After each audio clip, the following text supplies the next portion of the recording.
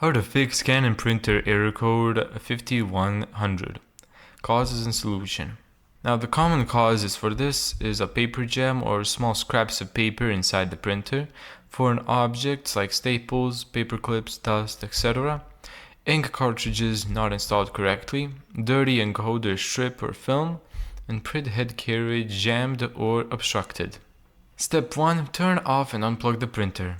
Press the power button, unplug the power cable from the wall, and then wait 60 seconds. Step 2. Check for paper jams. Open the front top cover. Look for torn paper, labels, staples, and dust clumps. Remove any obstruction carefully. Step 3. Reinstall the ink cartridges.